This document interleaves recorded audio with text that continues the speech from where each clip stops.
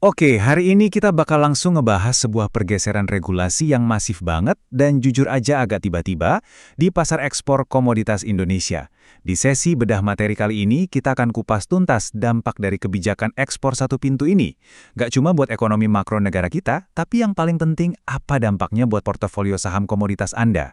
Jadi kalau Anda saat ini pegang saham batu bara, CPO atau nikel, pastikan Anda simak pembahasan ini sampai habis. Untuk alurnya, pertama kita akan lihat gejolak di pasar komoditas, terus ngebahas akar masalah devisa yang bocor, skema baru ekspor sumber daya alam kita, dampaknya buat emiten tambang, target makro APBN 2027, dan terakhir, masa transisi beserta risiko operasional buat para investor. Oke, bagian pertama. Gejolak pasar komoditas dan kepanikan yang sempat terjadi di bursa. Coba kita ingat lagi skala kepanikan yang baru aja terjadi. IHSG itu sempat langsung terkoreksi tajam, anjlok ke level 6.100-an. Saham-saham komoditas raksasa, wah benar-benar berdarah-darah. Emiten batubara kayak Adro dan Bumi, terus pemain CPO seperti SSMS, itu semua ngalamin aksi jual yang parah banget. Terus yang gak kalah ngeri, arus modal asing atau capital outflow seketika berakselerasi kencang banget. Kenapa? Ya karena investor kaget dan panik mencerna berita kalau sistem ekspor kita bakal dipusatkan penuh ke tangan negara. Baik investor retail lokal maupun institusi asing tuh benar-benar neken tombol panik. Kenapa bisa panik begini?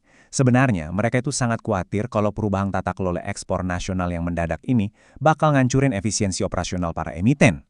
Pertanyaan mendasarnya, apakah sentralisasi ini bakal ganggu kontrak-kontrak global yang udah jalan? Masalah kepastian hukum dan kelancaran arus kas perusahaan komoditas tiba-tiba jadi tanda tanya besar, terutama di mata para investor asing yang sangat peduli dengan prediktibilitas bisnis. Lanjut ke bagian kedua, akar masalah devisa, alias kenapa pemerintah sampai mau ngambil langkah drastis ini untuk menghentikan kerugian negara. Coba Anda perhatikan angka yang satu ini ya, karena jujur ini luar biasa banget. Selama 34 tahun terakhir, Indonesia itu diduga udah kehilangan sampai 150 miliar dolar Amerika. Ya, itu sekitar 15.400 triliun rupiah.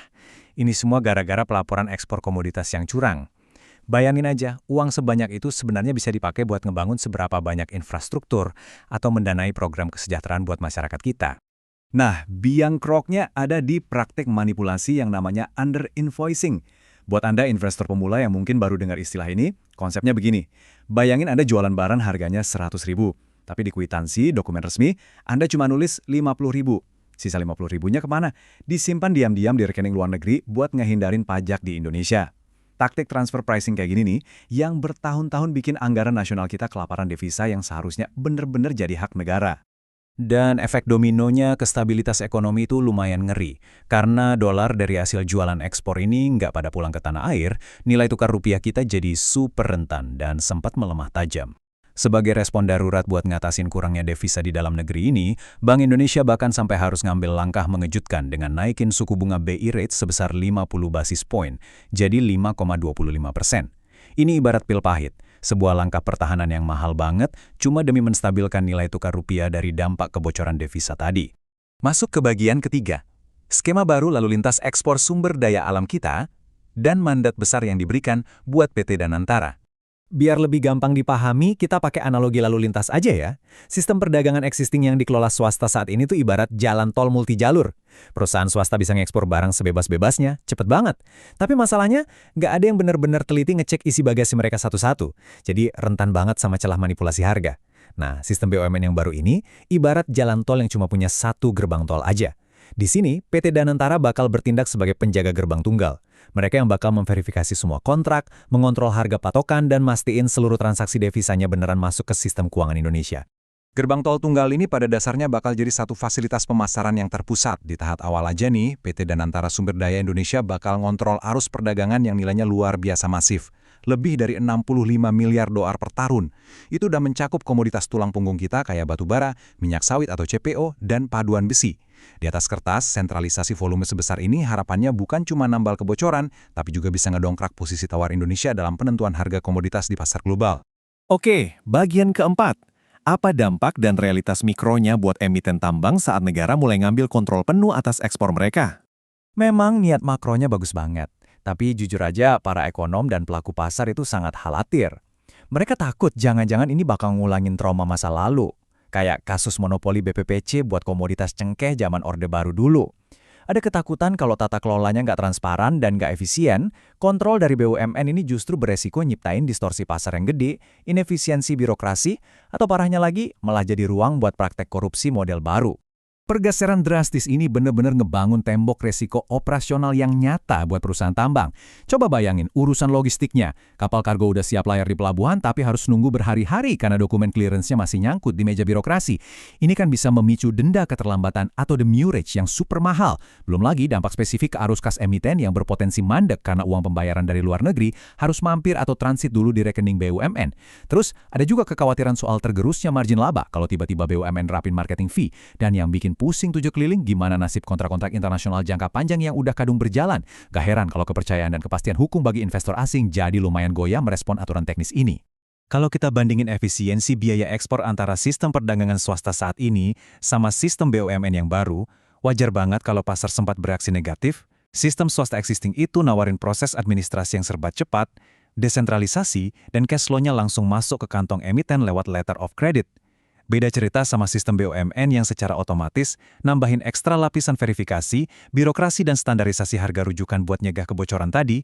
Ketakutan terbesar investor saat ini adalah sistem PT Dantara ini nggak akan mampu nyamain kelincahan dan fleksibilitas sektor swasta. Kalau birokrasinya lambat, biaya operasional emiten pasti bengkak, dan pada akhirnya ini bahaya buat daya saing ekspor komoditas kita. Lanjut ke bagian kelima. Kaitan kebijakan ekspor satu pintu ini dengan target pertumbuhan ekonomi nasional dan ketahanan APBN 2027 kita. Lewat ambisi nyapu bersih praktik transfer pricing ini, negara itu sebenarnya lagi ngejar optimalisasi penerimaan pajak dan devisa yang masif. Hal ini tuh nyambung dan berkorelasi langsung sama asumsi makroekonomi dalam target RAPBN 2027.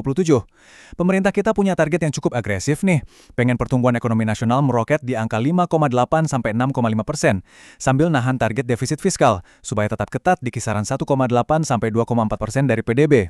Harapannya, proyeksi lonjakan pendapatan ekstra dari ekspor yang nggak bocor lagi ini bisa dipakai buat mendanai berbagai program prioritas nasional tanpa harus terus-terusan bergantung pada utang baru.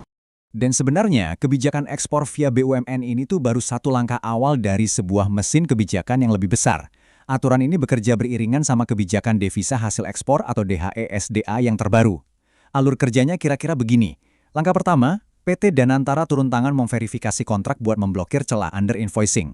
Langkah kedua, eksportir diwajibkan buat nahan sebagian devisanya di dalam negeri, khususnya disalurkan lewat bank-bank himbara. Terus langkah ketiga, sebagai pemanisnya, pemerintah ngasih insentif PPh yang sangat menarik, bahkan bisa sampai 0% buat penempatan dana yang bersedia ditahan lebih lama di dalam negeri. Jadi kebijakan ini bukan cuma soal ngawasin barang keluar, tapi benar-benar upaya agresif buat memaksa dolar pulang demi mengamankan stabilitas ekonomi kita.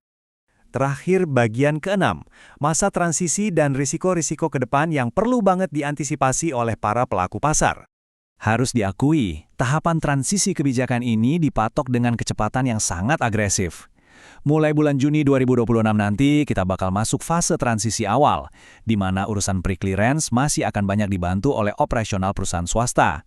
Tapi, ditargetkan secara ambisius pada September 2026, implementasi penuh dari kontrol ekspor oleh BUMN udah harus mulai jalan.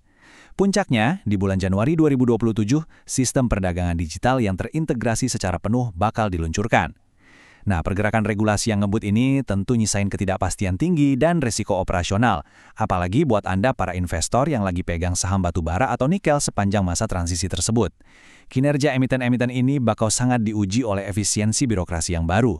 Jadi, pada akhirnya, berhasil atau enggaknya manuver struktural yang raksasa ini tuh benar-benar cuma bergantung pada satu hal, eksekusi di lapangan. Apakah PT Danantara bakal tampil brilian mengamankan kedaulatan ekonomi kita dan nutup kerugian devisa 150 miliar dolar itu? Atau justru mereka bakal jadi sumbatan birokrasi birokratis yang malah melumpuhkan keandalan rantai pasok komoditas global kita? Ini bakal jadi pertanyaan krusial yang wajib terus kita pantau efektivitasnya bareng-bareng di bulan-bulan mendatang. Terima kasih udah ngikutin sesi bedah materi kali ini. Ingat, tetap pantau sentimen pasar dengan jeli dan jangan lupa buat terus menyesuaikan strategi portofolio investasi Anda di tengah dinamika kebijakan ekspor yang baru ini.